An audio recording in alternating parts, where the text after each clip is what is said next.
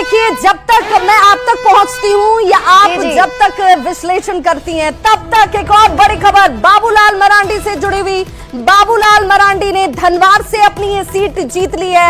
ये सीट बाबूलाल मरांडी के खाते में गई है, तो धनवार सीट पर भी सबकी निगाह थी, लेकिन ये मानकर चला जा रहा है कि धनवार सीट पर बाबूलाल मरांडी के लिए जो पसीना हेमंत बिश्व शर्मा ने बहाया वो काम कर गया।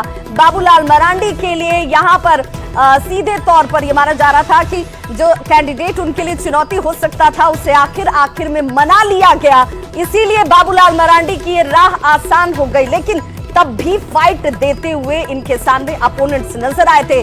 धनवार से बाबूलाल मरांडी ने जीत दर्ज कर ली है। जीत की औपचारिक घोषणा बाकी है। बार बार ये हम जरूर कह रहे हैं, क्योंकि भाई बगोदर से भी एक बड़ी खबर इस वक्त सामने आती हुई, और बगोदर से बीजेपी कैंडिडेट जो है नागेंद्र उनके से जुड़ी हुई एक और खबर सामने आती हुई। बीजेपी प्रत्याशी नागेंद्र महतो ने जीत दर्ज कर ली है। तो देखिए, अब जो रिजल्ट की हम बात कर रहे थे कि भाई परिणाम पर बात होगी, रुझान की तो बात हो गई। रुझान में 81 सीटों पर इंडी गठबंधन ने अपनी जो है जीत की एक संख्या जो होती है 41 की, वो पहले ही छू लिया था। लेकिन अब बगोदर से बीजेपी प्रत्याशी नागेंद्र महतो जीत गए हैं। बीजेपी कैंडिडेट नागेंद्र महतो ने जीत दर्ज कर ली है।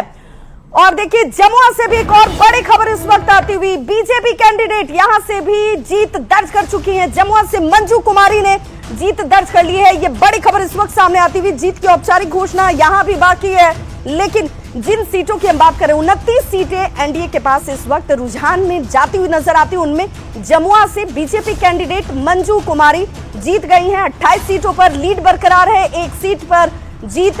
और अब ये जीत की संख्या चाहूंगी कि इसे अपडेट भी किया जाए, क्योंकि अब बीजेपी के पास जो संख्या जीतों के तौर पर है वो बढ़ चुकी है। और ऐसे में इंडी गठबंधन के 52 की संख्या हम दिखा रहे हैं, 48 पर लीड, 4 पर जीत। एनडीए के लिए ये संख्या बढ़ेगी, क्योंकि जमुआ से बीजेपी कैंडिडेट मंजू कुमारी भी जीत दर्ज कर चुकी हैं। बाबूलाल मरांडी जीत चुके हैं। नागेंद्र महतो जो है वो जीत चुके हैं। और बड़ी खबर इस वक्त सामने आ रही है, एक और बड़ी खबर। जीत की औपचारिक घोषणा भले यहां पर बाकी हो, लेकिन बड़ी खबर कल्पना सोरेन से जुड़ी हुई सामने आ रही है। कल्पना सोरेन, जो कि बताया जा रहा था कि गांडे से पीछे चल रही है, कल्पना सोरेन जीत चुकी हैं गांडे से। ये बड़ी खबर। तो देखिए, जिस गांडे सीट को लेकर रोमांच जो है बना हुआ था, वो गांडे सीट कल्पना सोरेन ने जीत के तौर पर हासिल कर ली है। औपचारिक घोषणा का इंतजार यहां भी बाकी, लेकिन देखिए कितना इंटरेस्टिंग, जैसे T20 का मैच होता है शिप्रा, उसी तरीके से बिल्कुल यहां पर यह मैच नजर आया।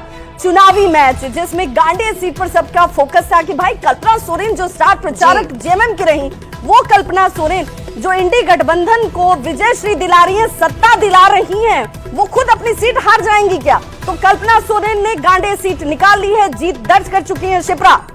बिल्कुल विभा, कहते हैं ना जो जीता वो सिकंदर। इससे पहले हम देख रहे थे कि लगातार मुनिया देवी जो थी वो आगे चल रही थी, बढ़त बनाकर रखी थी, लेकिन अचानक अंत आते आते देखे कल्पना सोरेन ने जीत अपनी दर्ज कर ली है। इस उपचुनाव में पहली बार वो जीती थी। उसके बाद से हेमंत सोरेन के जेल जाने के बाद से जो अच्छी पकड़ उन्होंने बनाई, और उसके बाद उनकी ये जीत बड़ी जीत मानी जा रही है। सीधे आपको लिए चलते हैं झारखंड विधानसभा के ठीक सामने से हमारे साथ ब्यूरो चीफ दिवाकर तिवारी जी जुड़े हुए हैं। दिवाकर जी, कल्पना सोरेन तो जीत चुकी हैं।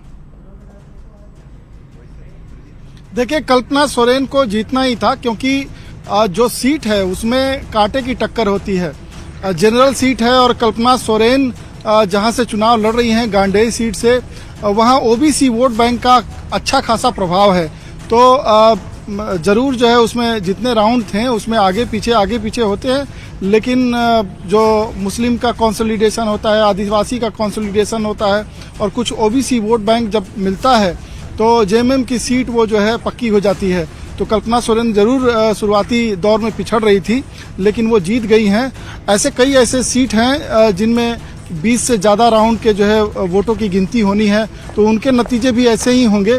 अगर कोई उम्मीदवार पिछड़ रहा है और अगले 2-3 राउंड में वो मेकअप कर लेता है और फिर लीड ले लेता है, डिसाइसिव लीड ले लेता है, तो आखिर में उसकी जीत होगी।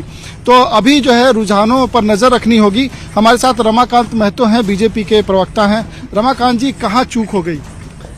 नहीं, चूक नहीं, ये पूरी तरह से झारखंड मुक्ति मोर्चा की सरकार ने सरकारी तंत्र का दुरुपयोग किया साथ ही साथ इन्होंने टूल किट्स की तरह पदाधिकारियों का भी उपयोग किया और वे टूल्स किट बन करके काम भी किए और इसका संज्ञान चुनाव आयोग के पास भी आया, उस पर कार्रवाई भी हुई। और जितने लूटे हुए पैसे थे, इनके भ्रष्टाचार किए हुए करोड़ों के जो लूटे हुए पैसे थे, वे पूरे बिल्कुल। तो पैसे देखिए अब चुनाव में आरोप लगा लगने दिए। भी शुरू हो चुके हैं दिवाकर जी, हम इसको भी समझेंगे। आखिर बीजेपी को आत्ममंथन करना पड़ेगा, कहां चूक रह गए, क्योंकि बीजेपी 29 पर ही, एनडीए अलायंस जो है वो 29 सीट पर फिलहाल लीड पर है, लेकिन 52 सीटों पर लीड बनाए हुए इंडिया अलायंस की तरफ से। और देखिए इंडिया अलायंस में कई सारी ऐसी जो सीट है वहां पर जीत भी दर्ज हो चुकी है। फिलहाल हम आपको बता दें अभी जो रुझान है वो